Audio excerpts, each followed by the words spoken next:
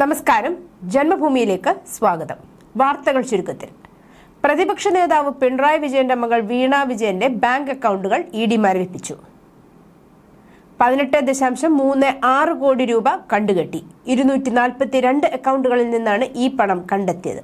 കള്ളപ്പണം വെളുപ്പിച്ച കേസിൽപ്പെട്ട CMRL എന്ന സ്ഥാപനവുമായി വീണയുടെ IT കമ്പനിയായ എക്സാലോജിക് നടത്തിയ സാമ്പത്തിക ഇടപാടുമായി ബന്ധപ്പെട്ട് റെയ്ഡിൽ ലഭിച്ച രേഖകൾ പ്രകാരമാണ് നടപടി. മാസപ്പടിയും കൈക്കൂലിയും കൈപ്പറ്റിയതായി CMRLന്റെ രേഖകളിലുള്ളവരുടെ പേരിലും അന്വേഷണം നടത്തുമെന്ന് ED അറിയിച്ചു. നിരവധി ഇലക്ട്രോണിക് ഉപകരണങ്ങൾ, ഡിജിറ്റൽ തെളിവുകൾ, വ്യാജരേഖകൾ, അക്കൗണ്ട് വിവരങ്ങൾ, മറ്റു നിക്ഷേപങ്ങൾ എന്നിവയും റെയ്ഡിൽ പിടിച്ചെടുത്തു. ഇവയുടെ സൂക്ഷ്മ പരിശോധന ആരംഭിച്ചു. പ്രതിപക്ഷ നേതാവ് പിണറായി വിജയന്റെ വീട്ടിലെ ED റെയ്ഡും അനുബന്ധ സംഭവങ്ങളെക്കുറിച്ചുമുള്ള മാധ്യമപ്രവർത്തകരുടെ ചോദ്യങ്ങൾക്ക് കേരളത്തിലെത്തിയിട്ടും മൗനം തുടർന്ന് മുഖ്യമന്ത്രി VD സതീശൻ.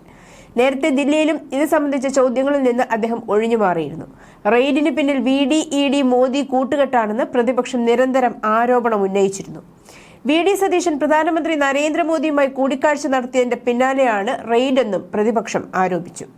രാഹുൽ ഗാന്ധിയാണ് ED റെയ്ഡിന് പിന്നിലെന്ന് അശോകൻ ചെരുവിൽ ഉൾപ്പെടെ നിരവധി CPM നേതാക്കളും ആരോപിച്ചു. ഇതിനെതിരെയും സതീശൻ പ്രതികരിച്ചില്ല.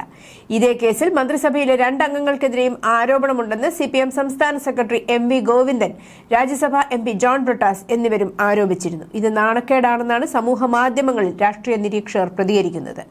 പിണറായി, മുഹമ്മദ് റിയാസ്, വീണ വിജയൻ എന്നിവരുടെ വീടുകളിൽ ഉൾപ്പെടെ 12 ഇടങ്ങളിൽ റെയ്ഡ് എന്നിങ്ങനെ സംസ്ഥാനത്തെ പിടിച്ചുലയ്ക്കുന്ന സംഭവങ്ങൾ ഉണ്ടായിട്ടും പ്രതികരിക്കണമെങ്കിൽ നാളെ മുസ്ലിം ലീഗിന്റെ പച്ചക്കൊടി കിട്ടേണ്ടതുണ്ടോ VD സതീഷിന് എന്ന ചോദ്യവും ഉയരുന്നുണ്ട്. തിരുവനന്തപുരത്ത് ED പരിശോധന സംബന്ധിച്ച ഒരു വിവരവും ഉണ്ടായിരുന്നില്ലെന്ന് ആഭ്യന്തരമന്ത്രി രമേശ് ചെന്നിത്തല. പോലീസിനെയോ ആഭ്യന്തര വകുപ്പിനെയോ മുൻകൂറായി അറിയിച്ചില്ല. EDക്കെതിരെ ഉണ്ടായത് ആസൂത്രിത ആക്രമണമാണെന്നും കർശന നടപടിയെടുക്കുമെന്നും രമേശ് ചെന്നിത്തല പറഞ്ഞു. ED ഉദ്യോഗസ്ഥരെ ആക്രമിച്ച കേസിൽ 7 പ്രതികൾ അറസ്റ്റിൽ. 6 പ്രതികളെ പോലീസിന് കൈമാറി. CPM DYFI നേതാവ് ശ്രീജിത്തിനെ പോലീസ് അറസ്റ്റ് ചെയ്തിരുന്നു. പ്രതികൾക്കെതിരെ വധശ്രമത്തിന് കേസെടുത്തതായി മ്യൂസിയം പോലീസ് അറിയിച്ചു. അക്രമത്തിൽ ED ഉദ്യോഗസ്ഥൻ ഡിക്സൺ ഡേവിഡിന് പരിക്കേറ്റിട്ടുണ്ട്. മാരകായുധങ്ങളുമായി ആക്രമിച്ചെന്നാണ് ED ഉദ്യോഗസ്ഥന്റെ മൊഴി.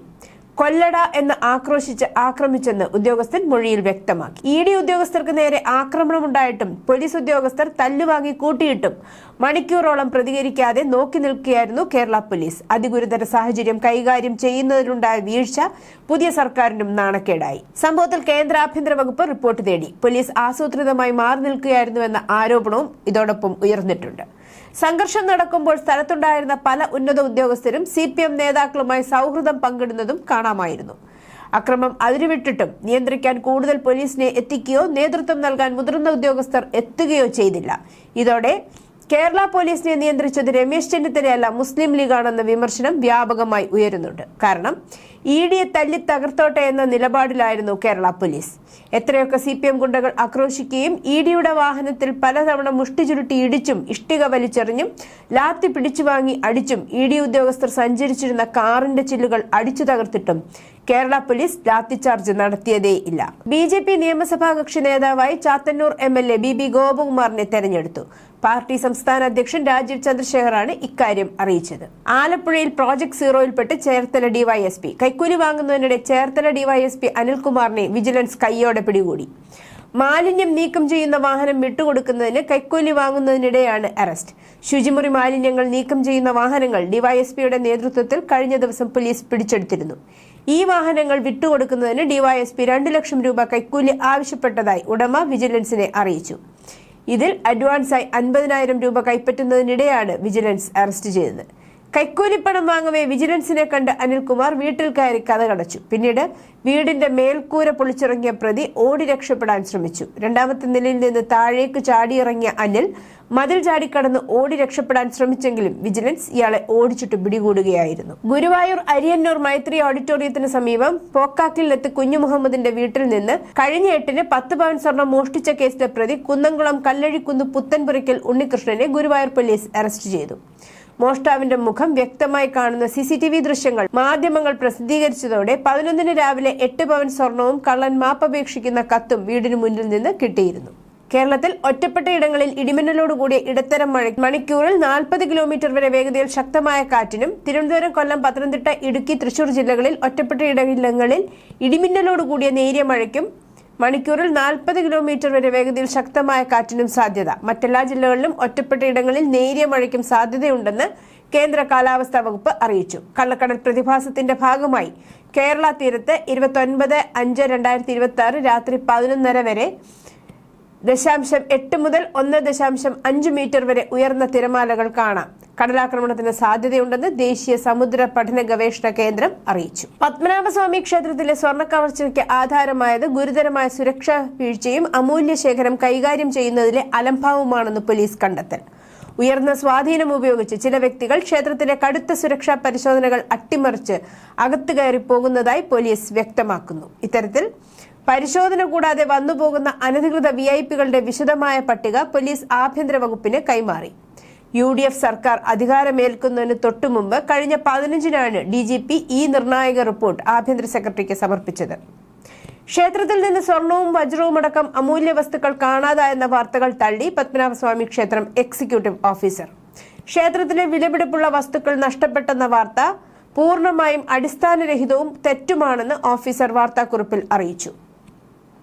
ശ്രീകോവിലിനുള്ളിൽ സൂക്ഷിച്ചിരുന്നതും അതീവ മൂല്യമുള്ളതുമായ വജ്രാഭരണമായ വൈരനാമം ഭക്തർ വഴിപാടായി സമർപ്പിച്ച സ്വർണശേഖരത്തിൽ 78 ഗ്രാം കുറവ്, അറ്റകുറ്റപ്പണിക്കെന്ന പേരിൽ കൊണ്ടുപോയ സ്വർണ്ണവിളക്ക് തിരികെ എത്തിയിട്ടില്ല എന്നിവയായിരുന്നു പോലീസ് റിപ്പോർട്ടിലുണ്ടായിരുന്നത്. എന്നാൽ ഇതെല്ലാം നിഷേധിക്കുകയാണ് ക്ഷേത്ര ഓഫീസ്.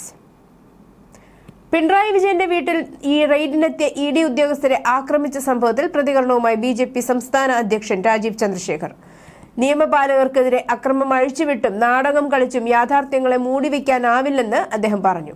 അഴിമതി നടത്തിയവർ നിയമത്തിന്റെ പിടിയിൽ നിന്ന് രക്ഷപ്പെടാൻ പോകുന്നില്ലെന്നും അദ്ദേഹം ഫേസ്ബുക്ക് പോസ്റ്റിൽ പറഞ്ഞു. എക്സാലോജിക് CMRL മാസപ്പടി കേസിലെ അന്വേഷണം AKG സെന്ററിലേക്കും എത്താൻ സാധ്യത. AKG സെന്റർ എന്നത് എക്സാലോജിക് രജിസ്റ്റേർഡ് വിലാസമായി ഉപയോഗപ്പെടുത്തി എന്നതിനാലാണ് ഇത്. മുമ്പ് ഇത് വൻ രാഷ്ട്രീയ വിവാദത്തിനും ഇടയാക്കിയിരുന്നു. മാസപ്പടി അഴിമതി ആരോപണത്തിൽ എക്സാലോജിക്കിനെതിരെ കേന്ദ്ര ഏജൻസികൾ അന്വേഷണം ആരംഭിച്ച അവസരത്തിലാണ് കമ്പനിയുടെ AKG സെന്റർ വിലാസം ചർച്ചയായത്. സർക്കാർ ആശുപത്രിയിലെ ശൗചാലയത്തിൽ പ്രസവിച്ച ശേഷം കുഞ്ഞിനെ ജനലിലൂടെ പുറത്തേക്കെറിഞ്ഞ യുവതി കുട്ടിയെ വേണ്ടെന്ന് ജില്ലാ ചൈൽഡ് വെൽഫെയർ കമ്മിറ്റിയെ അറിയിച്ചു. വണ്ടാനം മെഡിക്കൽ കോളേജ് ആശുപത്രിയിൽ ചികിത്സയിലുള്ള യുവതിയെ അധികൃതർ സന്ദർശിച്ചപ്പോഴാണ് ഇക്കാര്യം അറിയിച്ചത്. ഗർഭിണിയാണെന്ന് അറിയില്ലായിരുന്നു എന്നാണ് 19 വയസ്സുള്ള യുവതിയുടെ മൊഴി. വയറ്റിൽ കൊഴുപ്പടിഞ്ഞതാണെന്നാണ് കരുതിയത്. എറണാകുളത്ത് പഠനത്തിനൊപ്പം ജോലി ചെയ്യുകയാണ്. അവിടെ പരിചയപ്പെട്ട ഇതര സംസ്ഥാനക്കാരനുമായി അടുപ്പമുണ്ടായിരുന്നു. അടുത്ത കാലത്തായി അയാളുമായി ബന്ധമില്ല. താൻ ഗർഭിണിയായതും പ്രസവിച്ചതും അയാൾ അറിഞ്ഞിട്ടുണ്ടാകില്ലെന്നാണ് യുവതി പറയുന്നത്. യുവതിയുടെ അമ്മ മാനസികാസ്വാസ്ഥ്യത്തെ തുടർന്ന് ചികിത്സയിലാണ്. അച്ഛനും അനുജത്തിയും വീട്ടിലുണ്ട്.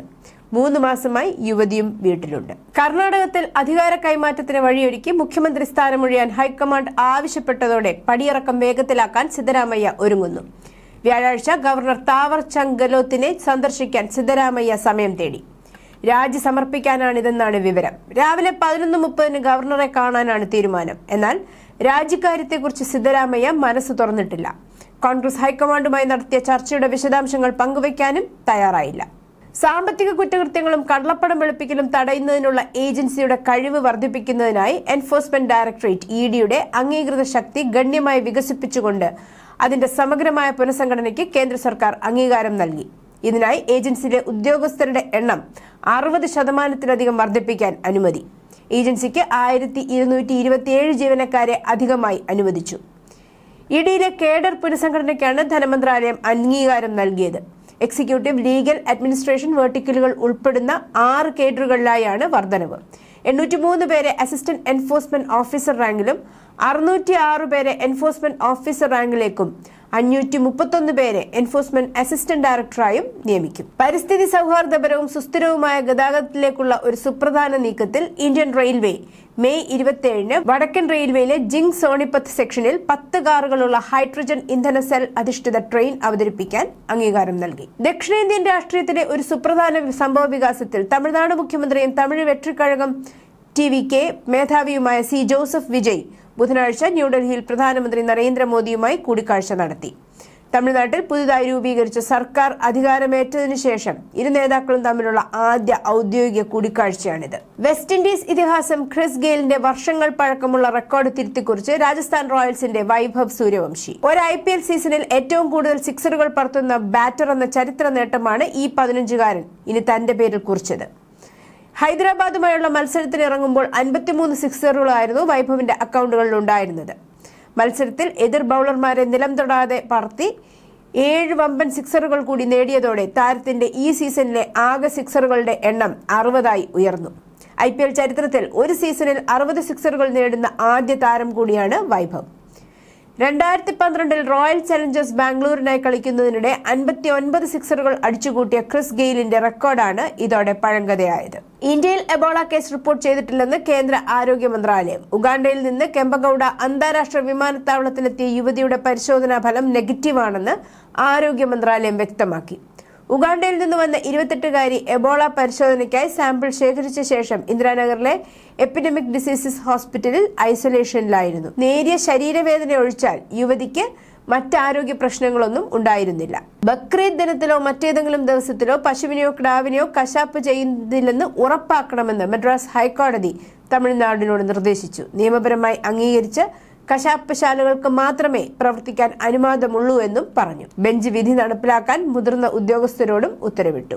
ഇന്ത്യൻ കോസ്റ്റ് ഗാർഡും ഗുജറാത്ത് ഭീകരവിരുദ്ധ സ്ക്വാഡും ഗുജറാത്തിൽ നിന്ന് കോടികൾ വിലമതിക്കുന്ന 115 കിലോഗ്രാം കൊക്കൈൻ പിടിച്ചെടുത്തു. സമുദ്രതീരത്ത് ഒരു കണ്ടെയ്നർ കപ്പലിൽ നിന്നാണ് ഇത് കണ്ടെടുത്തത്. ഗുജറാത്ത് തീരത്തേക്ക് എത്തിയത് 1150 കോടി രൂപ വില വരുന്ന കൊക്കൈനാണെന്ന് ഉദ്യോഗസ്ഥർ പറഞ്ഞു.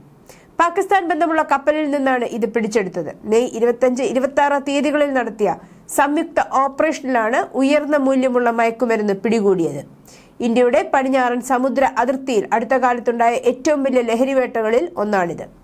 പാകിസ്ഥാനിലെ പോർട്ട് ഖാസിമിൽ നിന്നെത്തിയ യൂറോപ്യൻ രാജ്യത്തിന്റെ ഉടമസ്ഥതയിലുള്ള ഒരു കപ്പൽ കടലിൽ വെച്ച് തടഞ്ഞു നിർത്തി പരിശോധിച്ചപ്പോഴാണ് ഈ മയക്കുമരുന്ന് ശേഖരം കണ്ടെത്തിയത്. ഇറാനെ വീണ്ടും ആക്രമിച്ച് US. ഇറാന്റെ ഭാഗത്തു നിന്ന് ആക്രമണ നീക്കങ്ങൾ ശ്രദ്ധയിൽപ്പെട്ടതിനെ തുടർന്നാണിതെന്ന് അധികൃതർ പറഞ്ഞു. ഹോർമുസ് കടലിടുക്കിന് ഭീഷണിയാണെന്ന് കണ്ടെത്തിയ ഇറാന്റെ 4 ഡ്രോണുകൾ US സൈന്യം വെടിവെച്ചിട്ടു. 5ാമത്തെ ഡ്രോൺ വിക്ഷേപിക്കാൻ തയ്യാറെടുക്കുകയായിരുന്ന താവളത്തിന് നേരെ ആക്രമണം നടത്തിയതായും US ഉദ്യോഗസ്ഥർ പറഞ്ഞു. നെതന്യാഹു ആശുപത്രിയിൽ. ഇസ്രായേൽ പ്രധാനമന്ത്രി ബെഞ്ചമിൻ നെതന്യാഹുവിനെ ആശുപത്രിയിൽ പ്രവേശിപ്പിച്ചതായി റിപ്പോർട്ട്.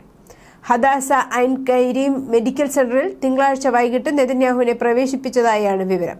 എന്നാൽ ദന്തചികിത്സയുടെ ഭാഗമായാണ് നെതന്യാഹുവിനെ ആശുപത്രിയിൽ പ്രവേശിപ്പിച്ചതെന്ന് അദ്ദേഹത്തിന്റെ ഓഫീസ് വ്യക്തമാക്കി. ലെബനനിൽ ഹിസ്ബുള്ളയ്ക്കെതിരെ ആക്രമണം ശക്തമാക്കാൻ കഴിഞ്ഞ ദിവസം നെതന്യാഹു ആഹ്വാനം ചെയ്തിരുന്നു. ഹോർമസ് കടലിടുക്കിൽ നിയന്ത്രണം ഉറപ്പിക്കാൻ ഇറാനുമായി സഹകരിച്ചാൽ ഒമാനെതിരെ സൈനിക നടപടി സ്വീകരിക്കുമെന്ന് അമേരിക്കൻ പ്രസിഡന്റ് ഡൊണാൾഡ് ട്രംപ് ഭീഷണിപ്പെടുത്തി.